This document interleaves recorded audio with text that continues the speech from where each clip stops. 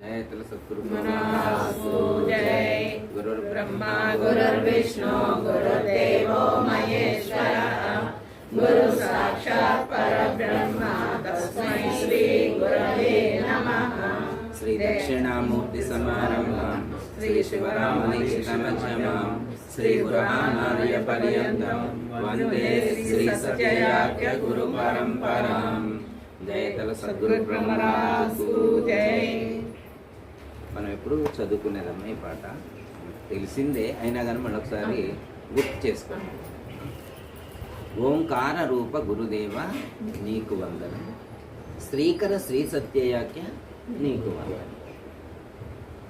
ఇక్కడ గురుమూర్తిని ఓంకార రూపంతో ఆహ్వానించారు. అంటే మనకు ఏకం సత్ విప్ర బహుదా వదంతి అని చెప్పారు. ఏకం సత్ అంటే సత్యము ఒకటే ఉంది, సత్యము ఒకటే, సత్యవస్తు ఒకటే. కానీ ఆరాధించేటువంటి వాళ్ళు వాళ్ళ యొక్క మనస్సుకి లేదా వాళ్ళ యొక్క బుద్ధికి ఏది గోచరిస్తే, ఏది అనుభూతికి అందితే ఆ నామంతో వాళ్ళు ఆ అనుభూతిని వ్యక్తపరచడానికి వినియోగించుకునేటువంటిదే నామస్మరణ. ఆ నామస్మరణ చేసేప్పుడు ఒక్కొక్కళ్ళు ఒక్కో భావాన్ని ప్రకటితం చేస్తారు, భావ ప్రకటన చేస్తారు. ఇక్కడ ఈ సందర్భంలో ఇక్కడ ఏమని చెప్తున్నారంటే, ఓంకార రూప గురుదేవ నీకు వందనం, శ్రీకర శ్రీ సత్యయాఖ్య నీకు వందనం. అంటే గురుమూర్తిని ఇక్కడ ఎలా కీర్తిస్తున్నారంటే ఓంకార రూపుడు అని కీర్తిస్తున్నారు. ఎలా కీర్తిస్తున్నారు? ఓంకార రూపుడు అని కీర్తిస్తున్నారు. ఓంకార రూప గురుదేవ నీకు వందనం, నీకు నమస్కరిస్తున్నాను, ఓంకార రూపంతో ఉన్నటువంటి మీకు నేను నమస్కరిస్తున్నాను అని చెప్తారు. అంటే ఓంకార రూపుడని ఎందుకు కీర్తించాలి? మరి అనేకమైనటువంటి నామాలు, అనేక నామాలు ఉన్నాయి. అయితే పరమాత్మకు చెప్పబడినటువంటి నామాల్లో అత్యంత సన్నిహితమైనటువంటి నామం, అత్యంత సన్నిహితమైనటువంటి నామాల్లో ఓంకారం కూడా అత్యంత ప్రధానమైనటువంటిదని చెప్పి మనకు పెద్దలు సూచించడం అనేటువంటిది. పతంజలి మహర్షి పరమాత్మకు పేరు పెట్టాలి అంటే చాలా పేర్లు ఉంటాయి కదా. ఇప్పుడు విష్ణు సహస్రనామాల్లో విష్ణు అని, విశ్వం అని ఫస్ట్, విష్ణు అని రెండో నామం అలా చెప్పారు. అలాగే లలితా సహస్రనామంలో శ్రీమాత, శ్రీ మహారాజ్ని, శ్రీమత్సింహాసన అంటే అక్కడ శ్రీమాత అని అక్కడ సంబోధించారు, మాతృస్వరూపంగా అక్కడ వర్ణించారు. విష్ణు సహస్రనామాలు అయితే విశ్వం అంటే ఈ విశ్వమే భగవంతుడు, ఈ విశ్వం అనేటువంటిది భగవంతుడి పేరు. అంటే భగవంతుడు విశ్వం కంటే భిన్నంగా లేడు. ఎందుకంటే భగవంతుడి యొక్క ప్రకటితం ఎక్కడ తెలుస్తుందంటే విశ్వంలోనే చూడగలుగుతాం. విశ్వం లేకపోతే, విశ్వం అంటే బయట ఉన్న బ్రహ్మాండమే కాదు, పిండాండం కూడా విశ్వంలో ఒక భాగమే. విశ్వం లేకపోతే పరమాత్మ యొక్క ఉనికిని గుర్తించలేదు. పరమాత్మ యొక్క ఉనికిని గుర్తించాలంటే ప్రకృతి అనేటువంటిది ఉండాలి. ప్రకృతి ఉన్నప్పుడే పరమాత్మ యొక్క ఉనికిని గుర్తించగలుగుతాం. ప్రకృతి అన్నంతటా అనుస్యూతమై వ్యాపించి ఉన్నటువంటి తత్వమే విష్ణు తత్వం. అక్కడ విశ్వము విష్ణువు రెండింటినీ ఒకే వెంటనే ఉపయోగించాడు. విశ్వము భగవంతుడే, విశ్వమే అంతటా అనుస్యూతమైనటువంటిది కూడా ఆ విష్ణు స్వరూపం, ఆ భగవంతుడి యొక్క స్వరూపమైన అక్కడ మనకు కీర్తించారు. శ్రీమాత, శ్రీ మహారాజ్ని అని సంబోధించారు. శ్రీమాత అంటే మాతృస్వరూపం, ఈ ప్రకృతిని మాతృస్వరూపంగా వర్ణించారు. మహారాజ్ని, శ్రీమాత శ్రీ మహారాజ్ని అంటే మహారాణిగా, అంటే ఫస్ట్ మాతృస్వరూపము, అలాగే ఈ ప్రకృతి మొత్తాన్ని పాలించేటువంటి తల్లి, మహారాణి స్థానంలో ఒక గొప్ప ఉన్నత స్థితిలో ఉండి, గొప్ప స్థితిలో ఉండి ఈ ప్రపంచం మొత్తాన్ని అనుగ్రహిస్తుంది, రక్షిస్తుంది అనేటువంటి సందర్భంలో అక్కడ మనకు సూచించారు. ఇప్పుడు ఇక్కడ ఏమని చెప్తున్నారంటే, అట్టి పరమాత్మ స్వరూపాన్ని ఓంకార రూపాన్ని కీర్తిస్తూ ఉన్నాము. ఎందుకు ఇలా కీర్తించవలసింది అంటే, పతంజలి మహర్షి యోగ సూత్రాలు రాసేటువంటి సందర్భంలో ఇదే క్వశ్చన్ వస్తుంది అన్నమాట.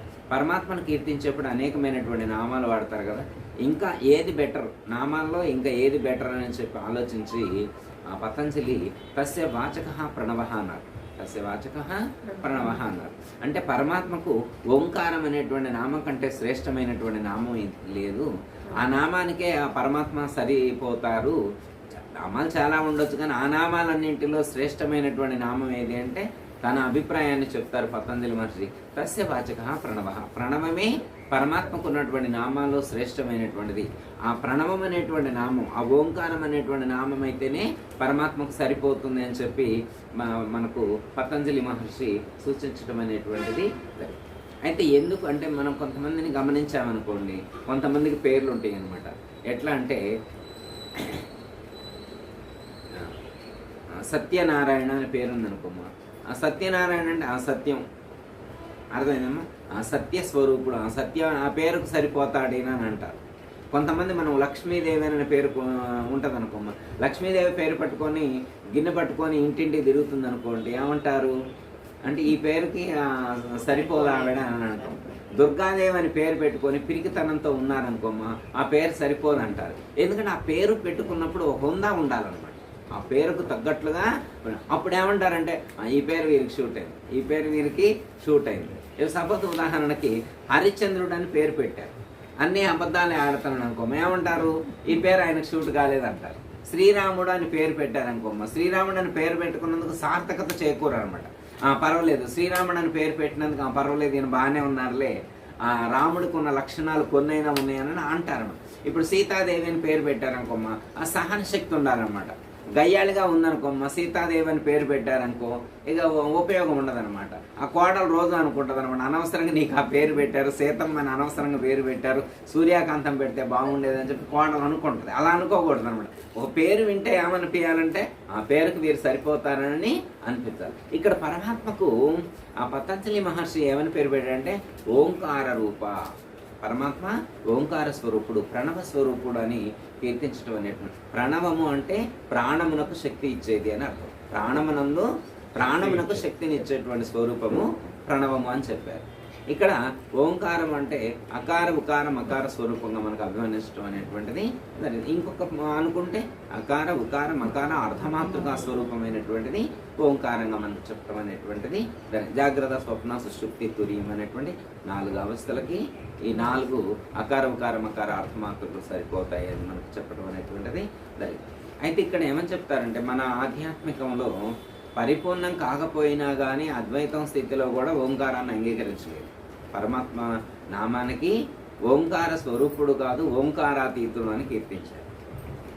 పరమాత్మను ఓంకారాతీతుడు అని కీర్తించారు. ఎందుకంటే నిశ్శబ్దో బ్రహ్మవిశ్యతే అన్నారు, నిశ్శబ్దో బ్రహ్మవిశ్యతే అన్నారు. ఓంకారం అంటే శబ్దం, ఓంకారం అంటే శబ్దం, శబ్ద బ్రహ్మంగా కీర్తించడం అంటే కూడా పరమాత్మను నిశ్శబ్ద బ్రహ్మంగా కీర్తించడమే సరిపోతుందని చెప్పి మనకు స్తుతులు యందు ఉపనిషత్తుల్లో మనకు పరమాత్మను ఉదహరించేటువంటి, పరబ్రహ్మాన్ని ఉదహరించేటువంటి సందర్భంలో మనకు సూచించడం అనేటువంటి జరిగింది. అంటే ప్రకటితమయ్యేటువంటి ఓంకార రూపంగా శబ్దం బయటికి ప్రకటితమయ్యేది ఆ స్వరూపమే, నిశ్శబ్దంగా ఉన్నది కూడా ఆ స్వరూపమే. అయితే శబ్దం అనేటువంటిది బయటికి వినిపిస్తుంది, నిశ్శబ్దం అనేటువంటిది వినపడినటువంటి స్థితి అన్నమాట.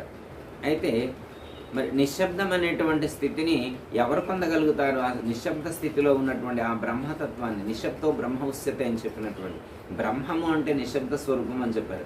అట్టి నిశ్శబ్ద స్వరూపమైనటువంటి ఆ బ్రహ్మాన్ని మరి మౌనంగానే గ్రహించగలగాల, మౌనంగానే సాధన చేయాలి. ఇంకా మంత్ర అనుష్ఠానాలు అక్కడ సరిపోవన్నమాట. నిశ్శబ్ద స్థితిలో ఉన్నటువంటి బ్రహ్మమును అనుభూతి చెందడానికి మంత్ర స్మరణ కానీ మంత్ర జపం కానీ ఇవి ఉపకరించవన్నమాట. అది మంత్ర స్థితిని దాటినటువంటి అమంత్ర స్థితి, నిశ్శబ్ద స్థితి అన్నమాట. అక్కడ మంత్రంతో అనుష్ఠానం చేయదు కాదు ఆ స్వరూపాన్ని.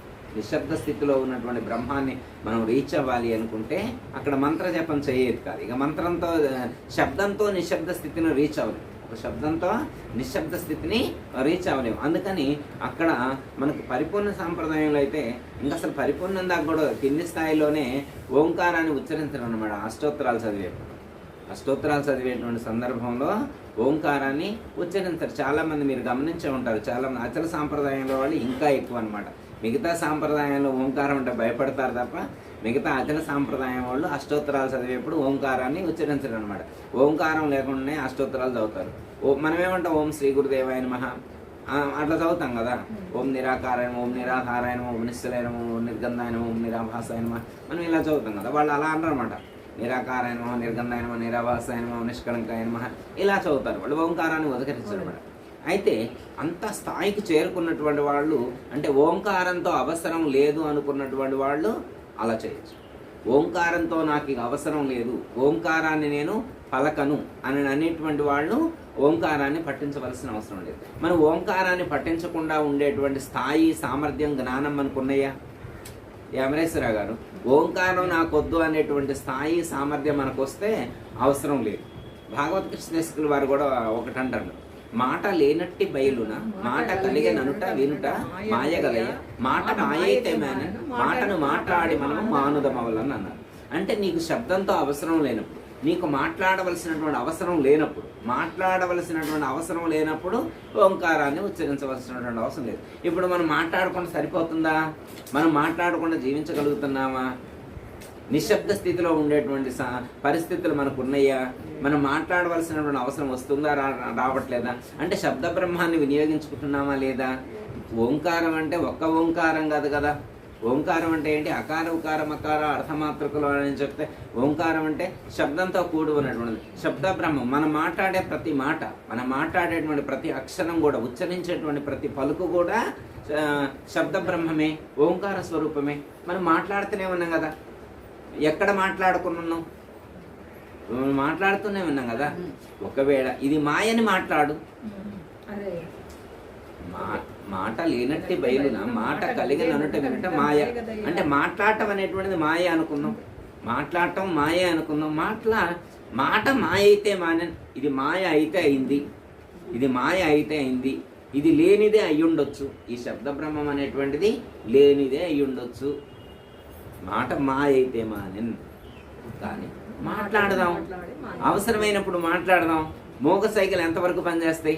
ఆకలి అవుతుంది, నాకు ఆకలి అవుతుందని మనస్ఫూర్తిగా మనసు విప్పి చెప్పు, మనస్ఫూర్తిగా గురుస్థుతి చెయ్యి, స్మరణ చెయ్యి, తప్పేముంది?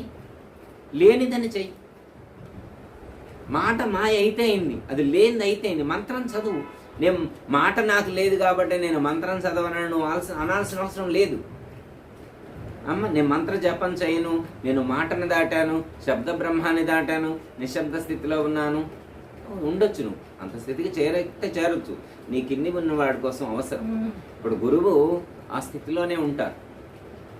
గురువు నిశ్శబ్ద స్థితిలోనే ఉంటాడు, పరిపూర్ణ స్థితిలోనే ఉంటాడు. అసలు ఓంకారాతీతాన్ని కూడా దాటినటువంటి వాడు గురువు. గురువు అంటే ఓంకారాతీతుడని చెప్పాలి. ఓంకారం కాదు, ఓంకారాతీతుడు గురువు అన్నారు. అసలు యాక్చువల్గా అయితే ఇప్పుడు ఓంకారం, మనం ఓం రాసి ఇటువైపు సున్నా పెడతారు. ఇటువైపు సున్నా పెడితే ఏమర్థం అంటే పలకటం లేనటువంటిది అద్వైతంలోనే పలకట్లేదు. అది ఇంకా పరిపూర్ణం దాకా కూడా అవసరం లేదు. ఓంకారం పలకన స్థితి, నిశ్శబ్ద స్థితి అద్వైతంలోనే ఉంది మనకి. అద్వైతంలోనే ఓంకారానికి వదులుస్తున్నా పెట్టవచ్చు. ఇక మన పరిపూర్ణులు ఏం చేయాలా? అసలు ఓంకారానికి ఇక్కడే కొట్టేశారు. అద్వైతంలోనే ఓంకారాన్ని కొట్టేశారు. నిశ్శబ్ద స్థితిలో ఉన్నటువంటి బ్రహ్మము ఎరుక బ్రహ్మమే, అవ్యక్త స్థితిలో ఉన్నటువంటి బ్రహ్మం ఏదైతే ఉన్నదో అదే నిశ్శబ్ద స్వరూపం అని చెప్పారు. ఇక్కడే ఓంకారాన్ని తీసేది. మరి పరిపూర్ణం వాళ్ళు ఏం చేయాలి అప్పుడు? ఇక వాళ్ళకి ఆప్షన్ లేక ఆసనాన్ని, వీళ్ళు కూడా ఆసనాన్ని పెట్టారు. పరిపూర్ణం వాళ్ళకు కూడా ఇంక ఆప్షన్ ఏమి లేక అదే నిశ్శబ్ద స్థితి అని సూచించడం కోసమే, పలుకు లేనటువంటిదని చెప్పడం కోసమే ఇటు సున్నబడి. కాకపోతేనంటే ఇక్కడ చెప్పబడినటువంటి బ్రహ్మమునకు ఇది నిశ్శబ్ద స్థితిలో ఉన్నదంటే శబ్దమును గర్భీకృతమనర్చుకొని నిశ్శబ్దంగా ప్రకటితమవుతూ ఉన్నటువంటిది. ఇది ఎలాంటిది? ఇది ఎలాంటిది అంటే శబ్దమును లోపల గర్భీకృతమనర్చుకొని నిశ్శబ్దముగా మనకి పైకి ప్రకటితమవుతూ ఉన్నటువంటి, నిశ్శబ్దముగా ప్రకటితమవుతూ ఉంది. బయటికి చూస్తే నిశ్శబ్దంగా ప్రకటితమవుతుంది, కానీ లోపల శబ్దం అనేటువంటిది అంకురంగా కలిగి ఉన్నటువంటి, శబ్దం అనేటువంటిది లోపల అంకురంగా కలిగి ఉన్నటువంటిది. కాబట్టి శబ్దము లోపల దీనికి గర్భీకృతమై ఉన్నటువంటిది కాబట్టి సున్నా దీనికి చుడితే సరిపోదు. ఇది పరిపూర్ణానికి సున్నా చుట్టాలని చెప్పి మనకి పరిపూర్ణ సాంప్రదాయంలో మాత్రమే ఇటువైపు సున్నా సూచించడం అనేటువంటిది. అంటే సున్నా పెడితే పలుకు లేనటువంటిది, ఆ పరిపూర్ణం అనేటువంటిది, అచల పరిపూర్ణం అనేటువంటిది ఎలాంటిది అంటే అది పలుకు లేనటువంటిది, అది పలుకులకు అందేటువంటిది కాదు, అది మాట ద్వారా చెప్పేటువంటిది కాదు. ఏతో వాచ నివర్తంతే అప్రాప్య మనసాస అని చెప్పారు. అది వాక్కు ద్వారా దాన్ని గురించి వచించడానికి భాష లేదు. అది మనస్సుతో ఊహించి చెప్పడానికి కూడా అవకాశం లేనటువంటిది. కాబట్టి దాన్ని మనకు అలా సూచించటం అనేటువంటిది జరిగింది. కానీ ఇక్కడ మనం ఎలా కీర్తిస్తున్నాం? ఓంకార రూప గురుదేవా నీకు వందనం, శ్రీకర శ్రీ సత్యయాఖ్య నీకు వందనం. ఓంకార రూప గురుదేవా నీకు వందనం, శ్రీకర శ్రీ సత్యయాఖ్య నీకు వందనం. అంటే ఆ గురువును కీర్తించాలి అంటే శబ్దం ఉండాలి, ఓంకారం ఉండాలి. ఓంకారం లేకపోతే మనం కీర్తించలేము. శబ్దం లేకుండా కీర్తించేటువంటి అవకాశం లేదు. అయ్యా కీర్తించేది నా దగ్గర ఉందా అయ్యా? అమ్మా మన దగ్గర ఉందా? అంటే మరి సందర్భాన్ని బట్టి స్థాయిని బట్టి మనం కీర్తించుతున్నామని. అందుకే ఏమన్నారు, అవసరం మాట మాయైనా గాని, శబ్దము మాయైనా గాని, ఓంకారము మాయ అయినప్పటికీ కూడా మనం మాట్లాడి మానుద మౌనం అవసరానికి ఉపయోగించుకొని వదిలేద్దాము. అవసరమైనంత వరకే దాన్ని వినియోగించుకుందాము. అంటీ అంటకుండా అవసరాన్ని బట్టి మాత్రమే దాన్ని వినియోగించుకుందాము అని సూచించడం అనేటువంటిది జరిగింది. అంటే ఇక్కడ ఏ స్థాయిలో చెప్పారు అంటే మంత్ర జపాన్ని కూడా దాటినటువంటిది. సోహం ఏదైతే ఉన్నదో ఇంకా పరిపూర్ణ స్థాయిలో పోయినప్పుడు సోహం అనేటువంటి మంత్రాన్ని కూడా దాటినటువంటి. సరే, ఒక నిశ్శబ్ద బ్రహ్మ వస్తుంది అని చెప్పినటువంటి సందర్భంలో కొంచెం మిడిల్ స్టేజ్లో ఉన్నటువంటి వాళ్ళకు, తారకం స్థాయిలో ఉన్నటువంటి వాళ్ళకు ఈ సోహం అనేటువంటిది అవసరమే. వాళ్ళు ఆ శుద్ధ ఎరుక స్థితికి చేరుకున్న తర్వాత, వాళ్ళ యొక్క ప్రాణము బ్రహ్మమునందు లయమైన తర్వాత నిశ్శబ్ద స్థితికి చేరుకున్న తర్వాత ఇంకా వాళ్ళకి దీంతో పని లేదు, ఈ సాధన చేయవలసిన అవసరం లేదు. మనం ప్రశ్న వేశారు, అయ్యా మరి సహస్రారానికి ఎవరు వెళ్ళేది? సహస్రార చక్రానికి తీసుకెళ్ళాలంటున్నారు కదా, వెళ్ళేది ఎవరు? సహస్రార చక్రానికి వెళ్ళేది ఎవరంటే మన లోపల ఉన్నటువంటి ఇంద్రియాలన్నీ కూడా మనసులో లయమవుతుంది. మనసు ప్రాణములో లయమవుతుంది, ప్రాణము బ్రహ్మములో లయమవుతుంది, సహస్రారంలో లయమవుతుంది, ప్రాణము లయమైతే, ప్రాణము బ్రహ్మములో లయమైతే, ప్రాణము ఆత్మలో లయమైతే ఇంకెవరుంటారు? ఆత్మ ఒకటే ఉంటుంది. అది శుద్ధ ఎరుక స్థితిని సాధకుడు పొందుతారు. అక్కడ ఇక శబ్దం లేదు, అక్కడ పలకటానికి ఇక అవకాశం, అక్కడ పలుకు లేదు, అక్కడ ఆ పలుకు అనేటువంటిది లేదు. మరి మనం అలా పలుకు లేనటువంటి స్థితిని అలా పొంది ఉంటే ఇంకా అవసరం ఈ సాధన, ఈ స్థాయిని మనం దాటినట్టు. అప్పుడు మనం ఓంకార రూప గురుదేవాన్ని అనుకుంటాం. ఓంకారతీత గురుదేవా నీకు వందనం. అప్పుడు ఓంకారతీతుడు అని సంబోధించాలి. మరి ఇక్కడ ఓంకార రూప అన్నది ఏ లెవెల్ వాళ్ళ కోసం, ఓంకారతీత అన్నది ఇంకొంచెం పై లెవెల్ వాళ్ళకి. మనకి అద్వైతంలో కానీ మనకి సాధన స్టార్టింగ్లో చెప్పేప్పుడు నాద బిందు కళారూపుడు అని చెప్తారు. నాద బిందు కళలతో ప్రకాశించేటువంటి స్వరూపము అని చెప్తారు. ఒకానొక సందర్భంలో నాదబిందు కళా స్వరూపుడైనటువంటి వాడిని మళ్ళీ ఇంకొంచెం స్థాయి పెరిగిన తర్వాత నాదబిందు కళాతీతుడు అని చెప్పారు. నాదబిందు కళలతో ప్రకాశించేటువంటి స్వరూపం అని కీర్తించారు. మళ్ళీ తర్వాత నెక్స్ట్ ఏమన్నారంటే నాదబిందు కళతీతుండగు. బ్రహ్మంగారి తత్వంలో కూడా ఇది అంటారు, నాదబిందు కళతీతుండగు వీరా నారాయణుడే మనస ఉదము పదవే అంటే ఆ పాట చదివేప్పుడు ఏమంటారు, నాద బిందు కళ తీతుండగు వీర నారాయణుడే ఓ మనస అని చెప్పారు. నాద బిందు కళలకు అతీతమైనటువంటి వాడు అని చెప్పారు. నాద బిందు కళా స్వరూపుడు అని కూడా మనకు సూచించడం అనేటువంటిది జరిగింది. ఇప్పుడు మనం పూజా శ్లోకాల్లో చదువుతాము, ప్రార్థనా శ్లోకాల్లో ఉంటదిగా ఇది నాద బిందు కళాతీతం తస్మై ఏ శ్లోకంలో ఉందాం? ఇది ఏ శ్లోకంలో ఉంది? ఇది చైతన్యం శాశ్వతం శాంతం వ్యోమాతీతం నిరంజనం నాదబిందు కళాతీతం తస్మై శ్రీ గురవే నమః. రోజు చదువుకున్నాం. నాదబిందు కళాతీతుడు అంటే ఇది నిశ్శబ్ద స్థితికి చెప్పినట్టు. అక్కడ కళకు కూడా అంటే ప్రకాశానికి అతీతమైనటువంటిది.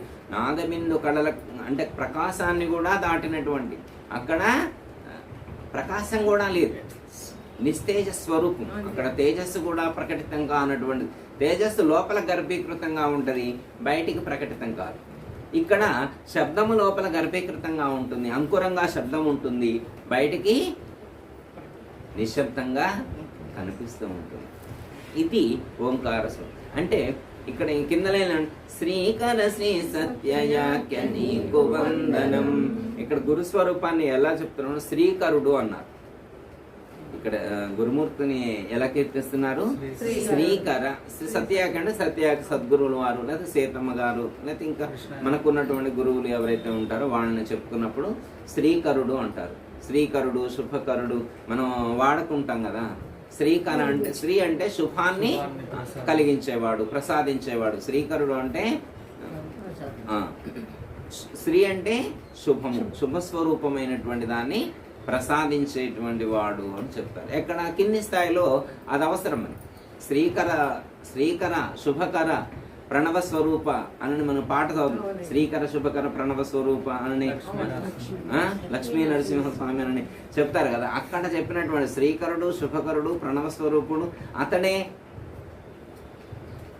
ఆ తత్వాన్నే శ్రీకరుడని, శుభకరుడని, ప్రణవ స్వరూపుడు అని చెప్పి ఇది ప్రణవ స్వరూపుడు అని ఇక్కడ మనం అదే కదా. ఓంకార రూప అన్నది కూడా అదే కదా. వాళ్ళు కీర్తించింది కూడా ఇదేనమాట.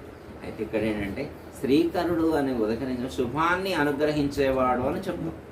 అయితే ఇక్కడ చెప్పబడేటువంటి శుభం ఏది శుభం, ఎలాంటి శుభాన్ని గురించి చెప్పారు. మన పెళ్లి కార్డు ఉందనుకోమ్మా, దాని మీద రాస్తారనమాట, శుభం అని రాస్తారనమాట.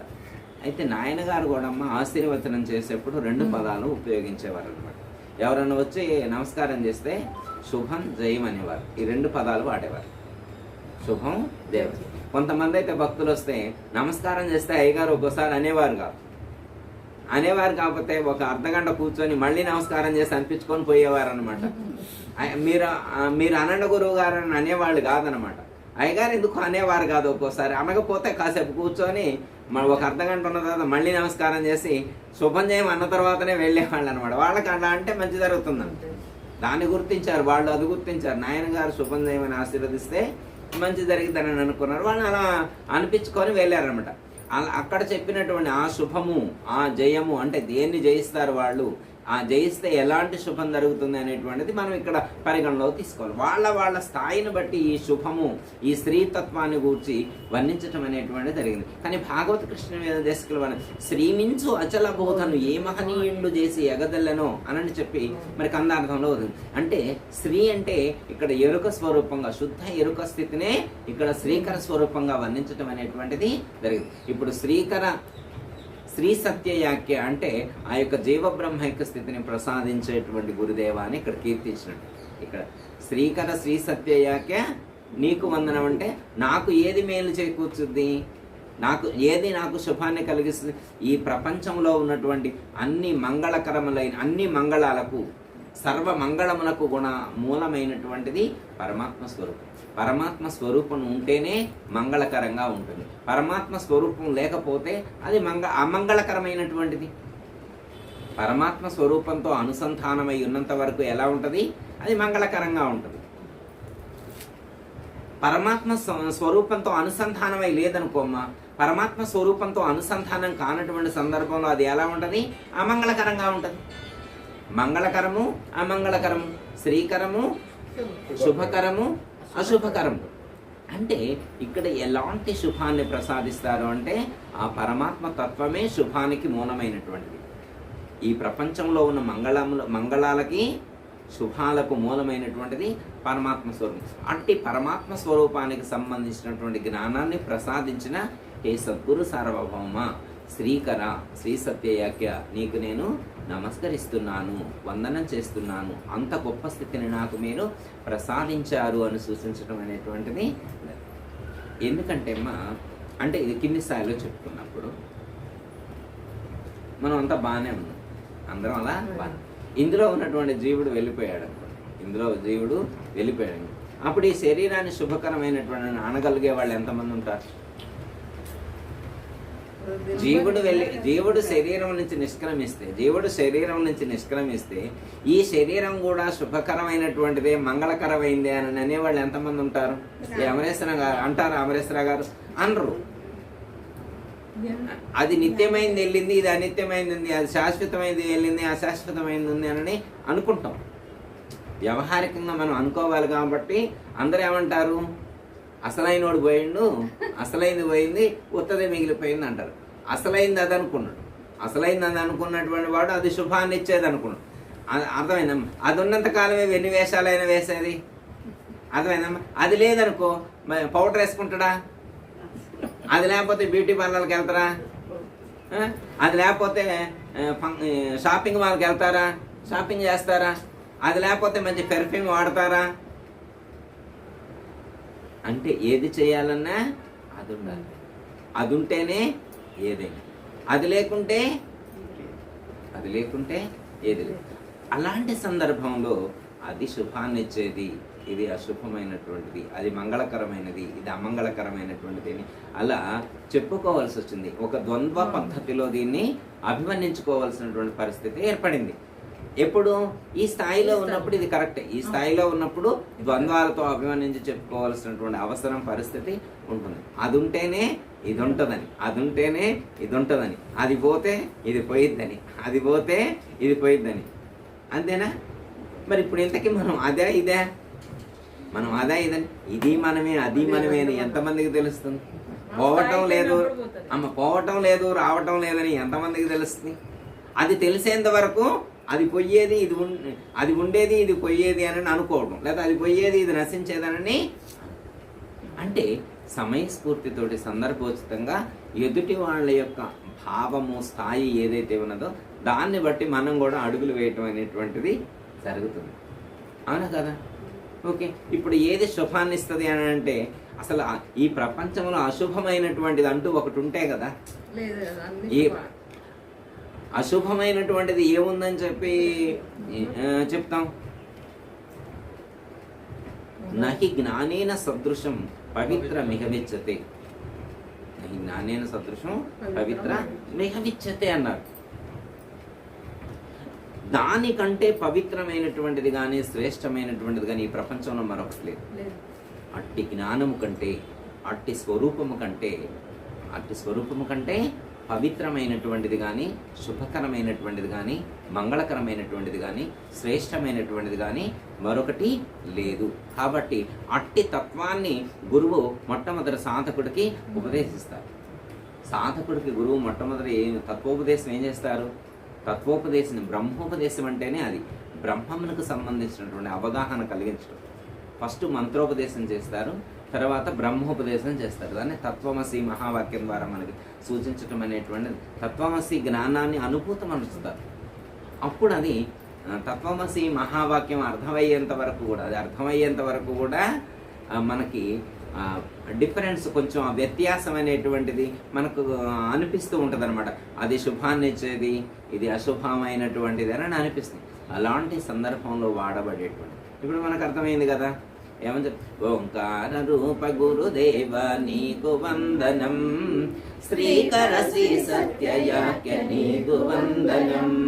ఈ ప్రపంచంలో ఉన్నటువంటి సమస్త పండితులందరూ కూడా, సమస్త సాధకులందరూ కూడా, ఈ ప్రపంచంలో ఉన్నటువంటి సాధకులందరూ కూడా మొట్టమొదట నమస్కరించేది దీనికి.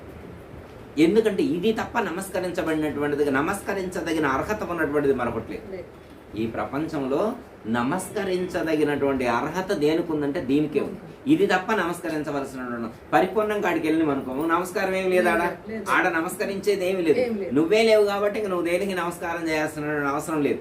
ఒకవేళ ఎప్పుడైనా ఎవరైనా ఈ ప్రపంచంలో ఏది పూజనీయమైనటువంటిది, ఈ ప్రపంచంలో ఏది పూజనీయమైనటువంటిది, దేన్ని పూజించాలి, దేన్ని గౌరవించాలి, దేనికి నమస్కరించాలి అని ప్రశ్న ఎప్పుడైనా ఎవరికైనా ఉదయిస్తే, ఈ ప్రపంచంలో ఉన్నటువంటి వాళ్ళందరూ కూడా పూజించేది, గౌరవించేది, నమస్కరించేది ఒక్క పరమాత్మ స్వరూపమే, ప్రణవ స్వరూపమే.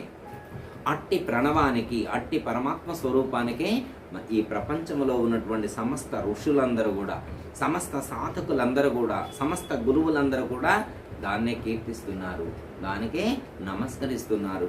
అది లేకుంటే ఇక నమస్కరింపబడేటువంటిది ఇక నమస్కరించం. అది లేకపోతే ఇక ఎవరు దానికి ఇక దేనికి నమస్కరిస్తారు? ఇంకా నమస్కరిస్తారమ్మా?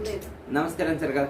అది ఉంటేనే నమస్కరిస్తారు, అది ఉంటేనే నమస్కరిస్తారు. ఎందుకు అంటే అది విలువైనటువంటిది కాబట్టి, ఆ విలువైనటువంటి దానితో ఇది అనుసంధానింపబడి ఉన్నంతసేపే దీనికి విలువ.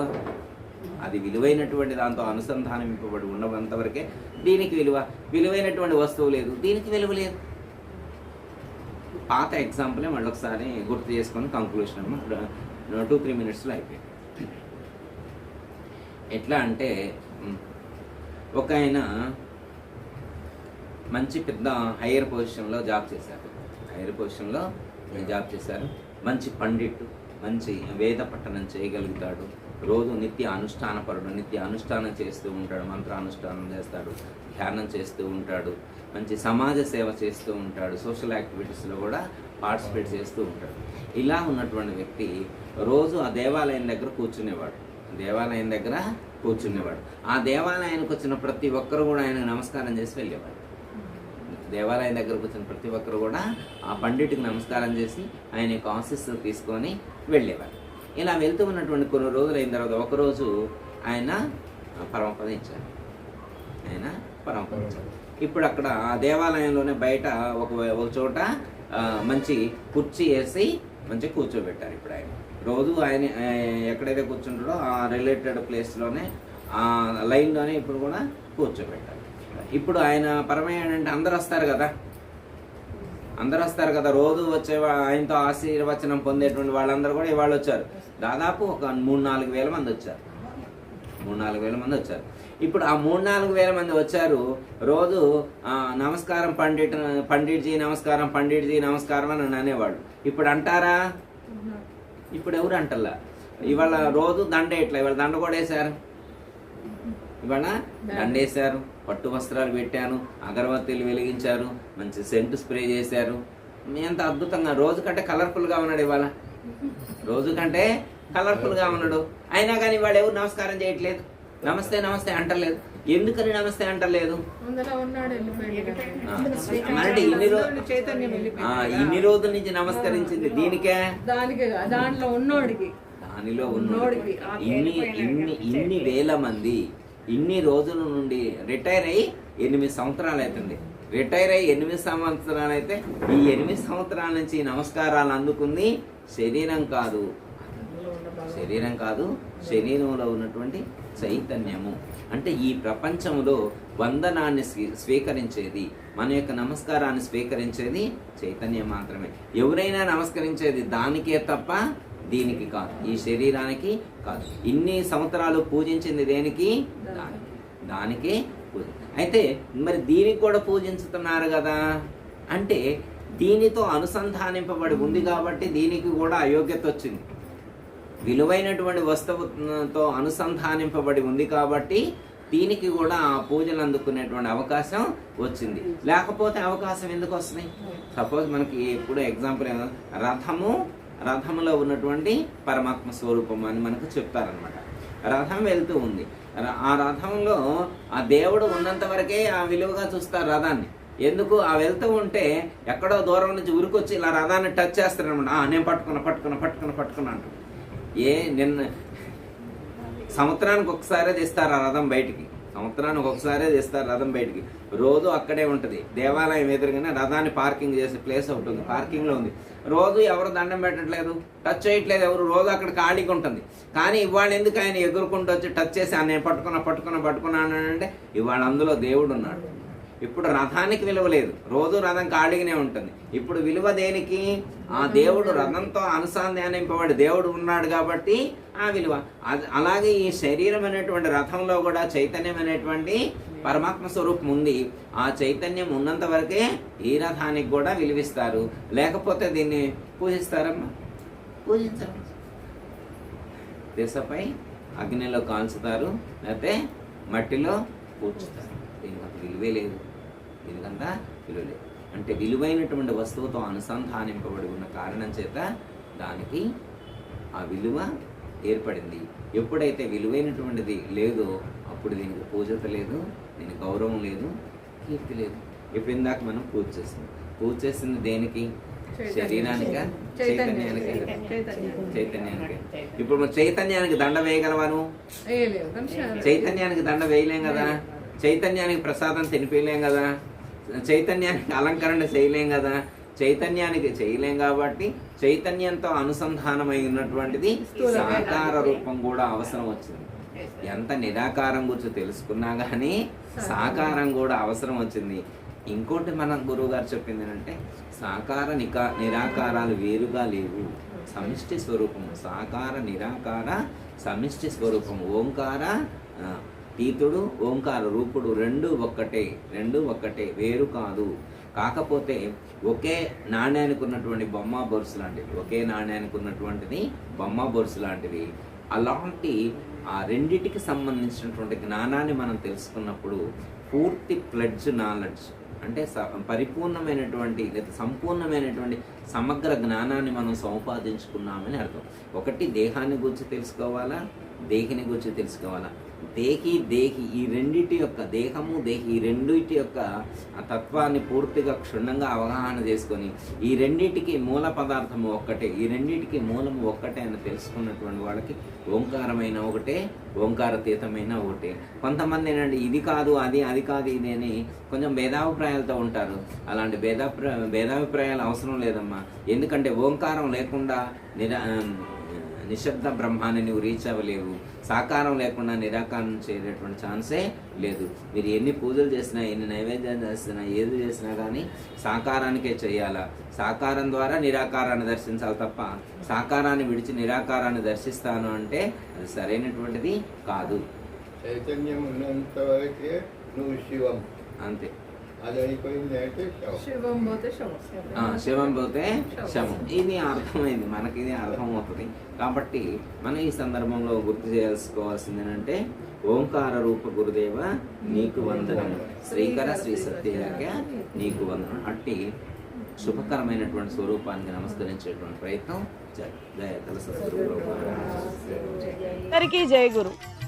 మరిన్ని ఆధ్యాత్మిక రహస్యాల కోసం అచల బోధ, ఆత్మబోధ, భగవద్గీత, అలాగే పండుగల్లో దాగిన అర్థాలు, అంతరార్థాల కోసం మరియు యోగము, ధ్యానము మొదలైన అనేక ఆధ్యాత్మిక తెలుగు ప్రవచనాల కోసం క్రింద ఉన్నటువంటి రెడ్ కలర్ సబ్స్క్రైబ్ బటన్ను క్లిక్ చేయండి. అలాగే ప్రక్కనే ఉన్నటువంటి గంట సింబల్ను నొక్కండి. అలాగే ఈ వీడియో మీకు నచ్చినట్లయితే లైక్ చేయండి మరియు షేర్ చేయండి. జై గురు.